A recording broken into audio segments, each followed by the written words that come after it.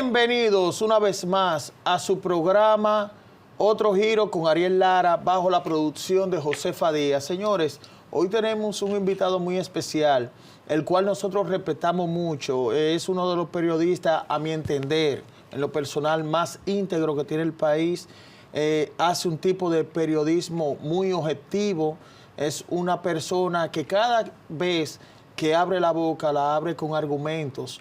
Es una persona que no toma nada en lo personal, sino todo lo profesional. Y es uno de los canales más vistos de República Dominicana. Hablo de José Peguero y Las Exclusivas. José, mi hermano. Gracias Ariel por la oportunidad de llegar aquí hasta Otro Giro en BTV Canal 32. Un canal que va creciendo de manera pujante, que tiene un contenido muy variado, que se sustenta en la opinión, las noticias y también con su diario, que tiene su diario también que sale Medio de Panorama. Medios Panorama, que es sumamente interesante y que va creciendo también en las redes sociales. Sí. Peguero, me da gusto verte aquí conmigo, te convoqué.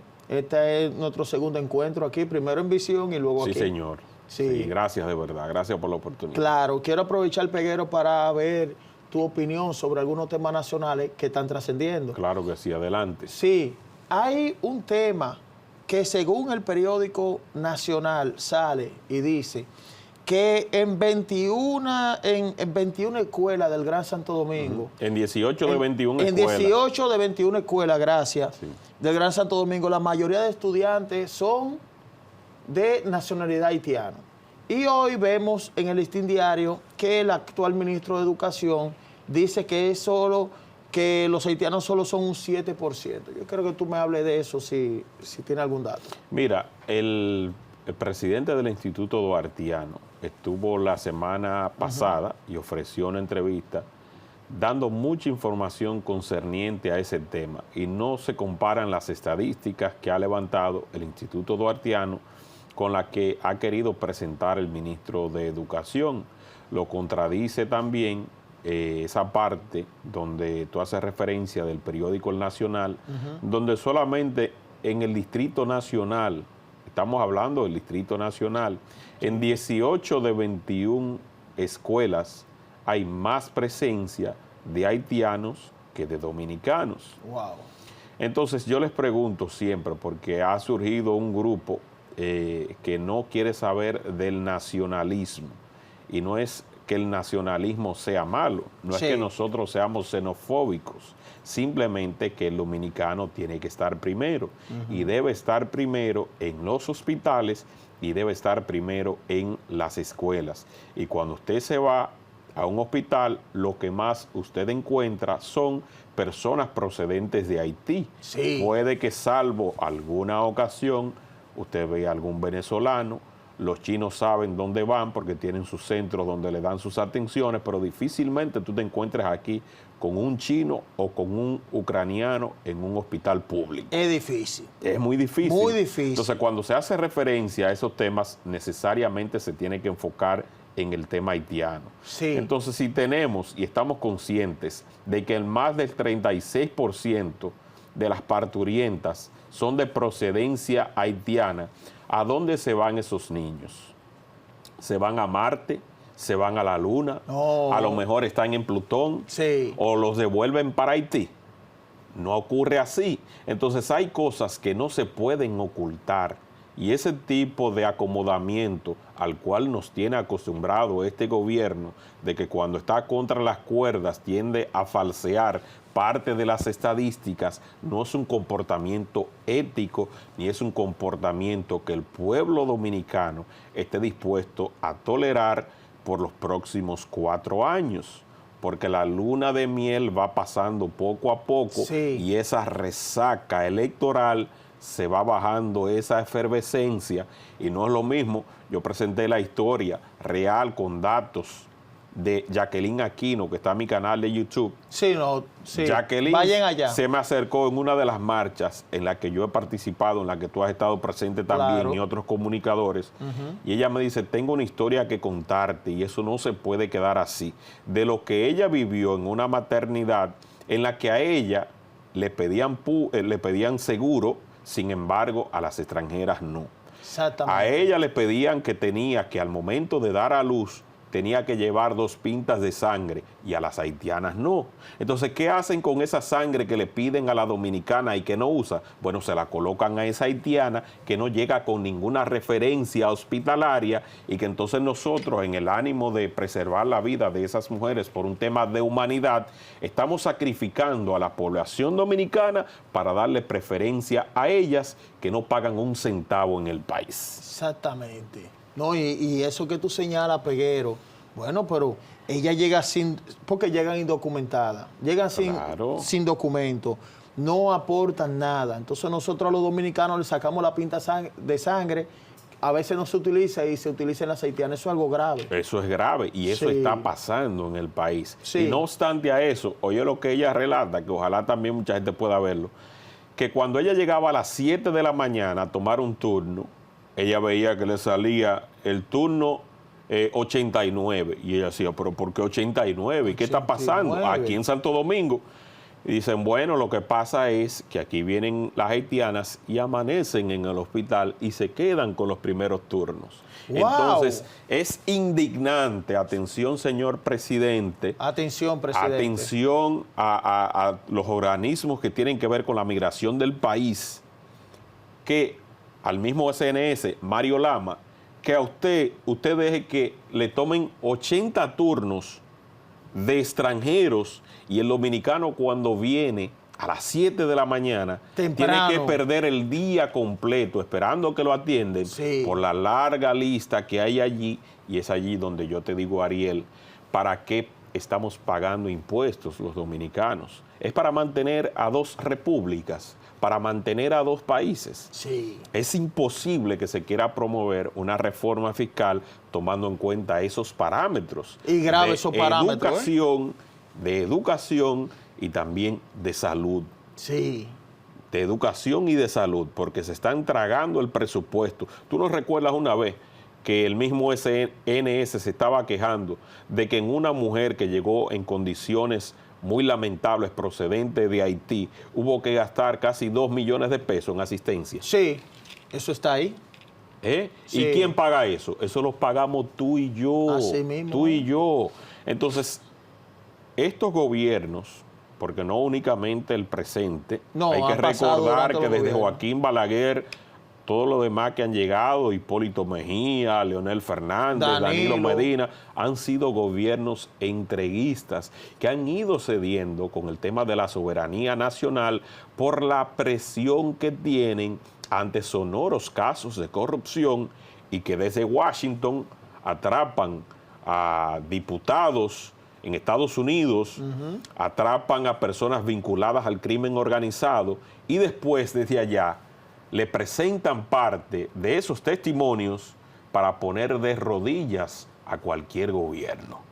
Y esa es la mecánica con la que se está en la actualidad presionando al país, sumado a unos préstamos que no se detienen y que vienen con las letras pequeñas debajo, que están atados a la Agenda 2030 y que están atados también a las directrices que tiene la misma Unión Europea.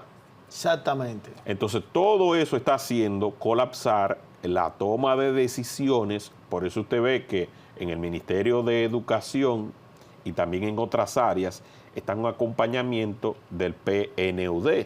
¿Y qué hace ese acompañamiento? Donde se le da, por ejemplo, a UNICEF también la misma participación, que ese acompañamiento viene de promesas y de cumplimiento, porque también el Estado recibe dinero por parte de ese cumplimiento de esas naciones. Sí. Entonces, por temor a que le quiten parte de esa participación de esos organismos multilaterales, entonces el Estado va cediendo, va cediendo.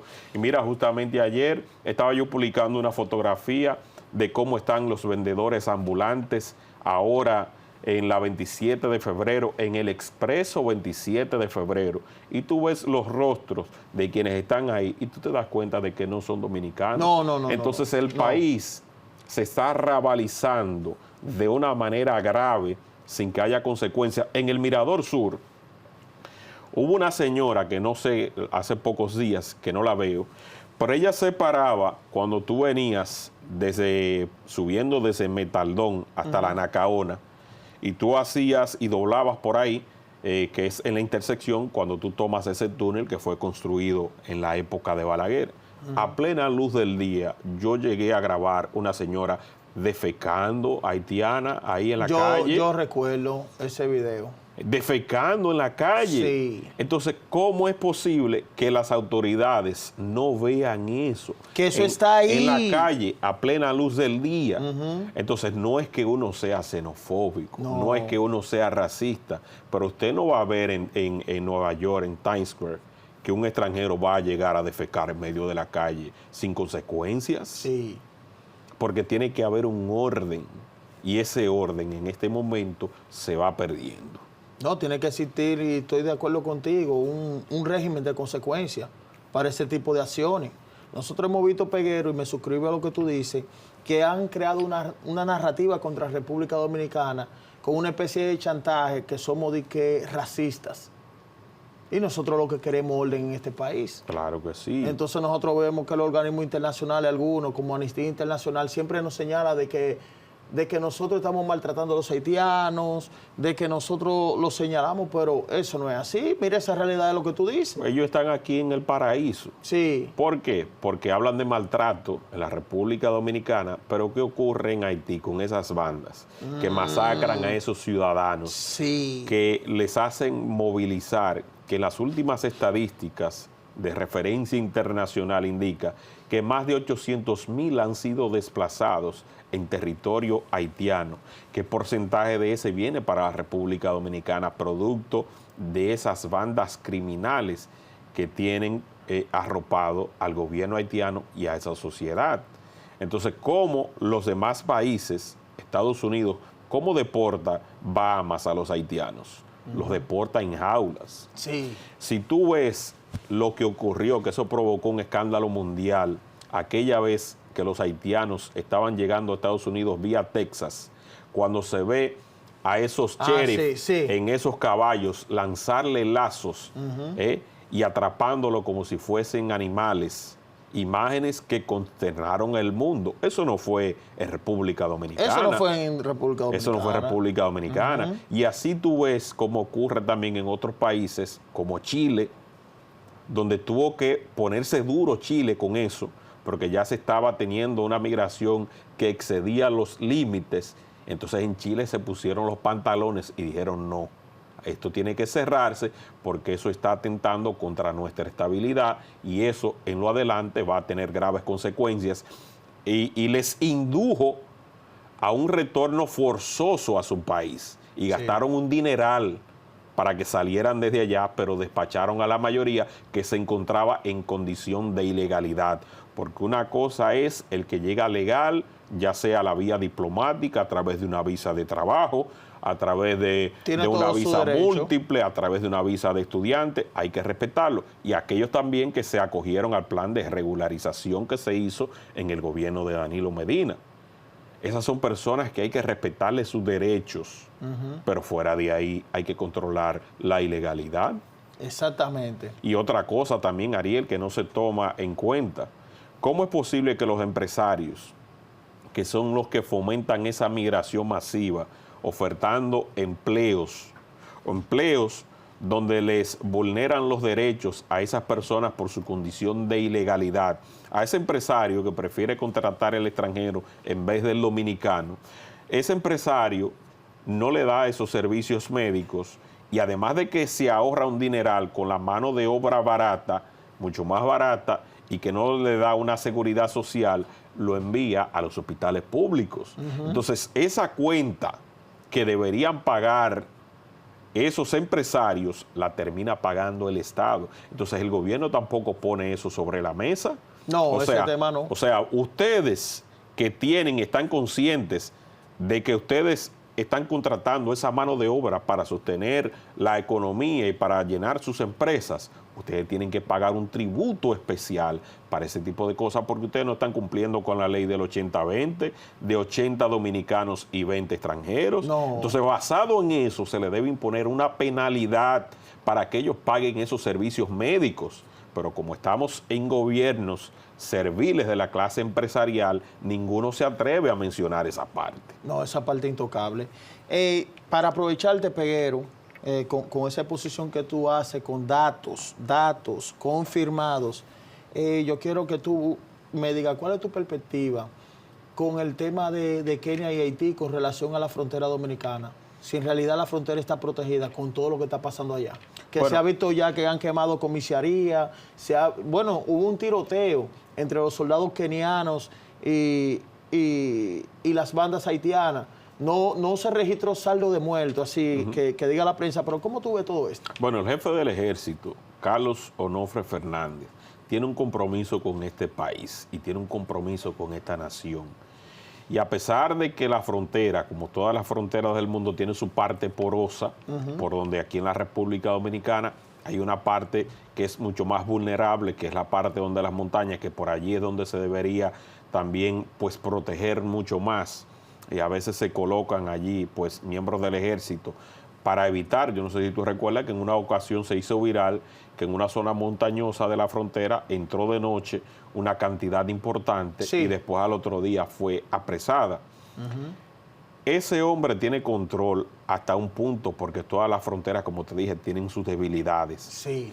Pero él está haciendo lo posible para evitar que ante cualquier eventualidad que surja en Haití, aquí no venga una estampida masiva y donde se puedan pues resguardar muchos delincuentes. Incluso había uno integrante de la banda de los 400 Mawosos que fue apresado por el ejército. Samson Luis se llama. Y otro también, hace ya más de un año, de esa misma banda, fue apresado aquí en territorio dominicano, lo cual te quiere decir que hay un seguimiento. Y los servicios de inteligencia le tienen también un cuidado interesante y una vigilancia especial para evitar que esos criminales se refugien en territorio dominicano. Por lo que yo entiendo que mientras él esté allí y mientras él pueda, a lo mejor, si el presidente lo considera, pues hacerlo ya ministro de Defensa, puede que las cosas todavía mejoren mucho más en ese sentido. Entiendo que sí. Porque se ha encargado de dotar al ejército de suficiente indumentaria para que esté mejor, de darle mejores condiciones de salarios, de darle mejores condiciones también para que ellos puedan alojarse y de vigilar también que los que estén en malos pasos sean apartados, porque si hay algo que ha ocurrido a través de los años, es que hay unos militares que no están comprometidos con el país. No, exactamente. Que han permitido también a través de los años una migración masiva procedente, porque en los chequeos fronterizos son los que hacen los negocios. Sí. Entonces yo propongo ante esa situación también que haya una revisión de patrimonio, vamos a revisar el patrimonio de quienes están allí, vamos a rotarlo, vamos a cambiarlo y vamos a darnos cuenta lo que están haciendo, pero también, Ariel, a veces el ejército y la armada hacen de su parte, pero ¿dónde está el acompañamiento del Ministerio Público? Exactamente. Tú viste que sonó el caso, por ejemplo, Frontera, que fue un caso mencionado por el presidente en uno de sus discursos, Operación Frontera. Sí. Pero después de ahí, ¿qué ha pasado? ¿Dónde está la persecución del Ministerio Público una vez que el ejército detiene a esas personas que están traficando haitianos? ¿Cuántas condenas tenemos?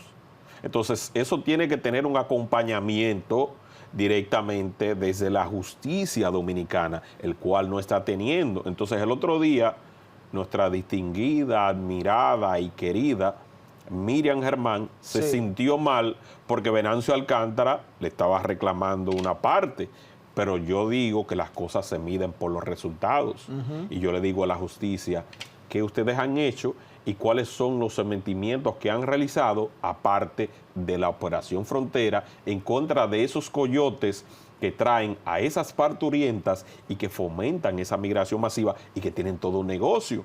O sea, hablemos de resultados. Tú me sientas y tú me dices, o me sacas una nota de prensa y tú me dices, desde el 2020 al 2024 fueron sometidos 350 personas, de esas 350 los jueces encontraron que eran culpables 60, pero ya tú me estás dando un resultado. Y un dato. Y un dato. Sí.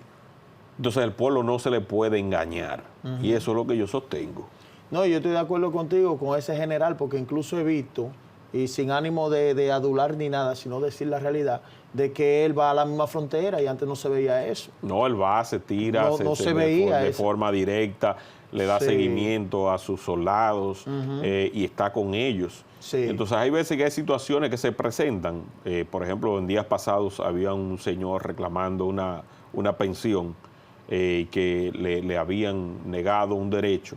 Entonces, ante esa situación se investiga y hay una respuesta, pero se está dando un seguimiento y yo no soy favorable tampoco de que a nadie, absolutamente a nadie, se le violen sus derechos. No, imposible. Ni que haya una preferencia en el listado al momento del retiro y que alguien tenga que utilizar un tráfico de influencias o que por la izquierda tenga que dar parte de lo que le corresponde por haber servido a la patria. Sí. Entonces, todos esos procesos tienen que ser acompañados y vigilados, porque nosotros no apoyamos lo mal hecho, y esas son de las cosas que tienen que corregirse. Sí. Peguero, hay una noticia también que está en el tapete, y quiero aprovecharte, de que se dice y se confirma que el presidente no irá al Congreso, sino a otro lado, que entiendo que es el Teatro Nacional. El Teatro Nacional. Sí, ¿cómo tú ves eso? La Asamblea Nacional. Sí. Mira, mucha gente se ha referido al tema de la solemnidad. Yo estoy de acuerdo con que la tradición no se pierda, y no por un hecho de tradición, sino por lo que representa el Congreso. Entonces, si el país, se estaba hablando, yo no sé si tú recuerdas que en una oportunidad se prometió, porque se promete mucho, que se iba a tener un gran centro de convenciones en Santo Domingo, que para ello se iba a utilizar el antiguo Hotel de Santo Domingo, que queda justamente en la avenida Independencia con Lincoln, y que allí se iba a instalar el más grande centro de convención del Caribe. Sí. Eso se quedó en un enunciado. Tú no has visto que se haya dado ni siquiera el primer Picasso. Entonces, el país necesita espacios de ese tipo para que tenga una solemnidad adecuada para cuando se quiera acumular una multitud. Se está hablando de que por un tema de espacio es que se ha decidido utilizar el Teatro Nacional. Entonces muchos dicen que se ha perdido esa solemnidad, aunque la Constitución, según estuve revisando, no obliga ni precisa a que cuando se convoque a la Asamblea Nacional sea justamente en el Centro de los Héroes. Okay. Por lo que esto le da la libertad al presidente y a la misma Asamblea Nacional a elegir el lugar donde quieran sesionar. Lo único es que el Teatro Nacional tiene un carácter que todos sabemos que tiene que ver con la parte artística, que tiene que ver con la parte de actuación, que tiene que ver con la parte del drama. ¿Será que quieren enviar un mensaje a partir de esta gestión vinculado al Teatro Nacional, de la civilización del espectáculo? ¿Cuáles son las señales que se quieren enviar a partir de eso? Sí. ¿Será que se quiere aprovechar para que allí los visitantes del extranjero hagan gala de sus trajes y vayan e indiquen de cuál diseñador están vestidos? Sí. Y hacer una especie de soberano, pero ya vinculado al tema de la presidencia de la República? Una buena pregunta. Donde vayan con sus damas allí muy bellas, presentando parte de lo bien que se ven. Y ¿En qué vehículo llegó? ¿En qué vehículo? O sea, sí. Si es espectáculo, si es show lo que se quiere dar, yo lo veo bien, porque también el gobierno tiene que dar pan y circo. Pan y circo, como sí. Decían en Roma, sí. Peguero. Sí. Peguero, también hay una parte, ahí vienen las próximas elecciones de Estados Unidos. Nosotros hemos visto ya lo que pasó con Trump, que ha saltado a una popularidad amplia con lo que pasó, eso no se puede negar. Y vemos que Kamala Harris en tiempo récord recolecta más de 80 millones de dólares. Sí. Y vemos que ella es la que está posicionada dentro del Partido Demócrata. Eso viene ahí. Una vez aquí, y ese dato está ahí, Margarita Cedeño una vez se identificó con uno de los candidatos, aquella vez que fue con Hillary Clinton. Sí. Y eso lo vieron como intromisión en los Estados Unidos. ¿Cuál debería ser la posición del actual presidente en ese sentido? El presidente ha dicho que es de centro derecha, es lo que le ha identificado. Okay. Si tú ves, cada uno se ha afianzado a una corriente. El Partido de la Liberación Dominicana se afianzó con la corriente del Partido Demócrata.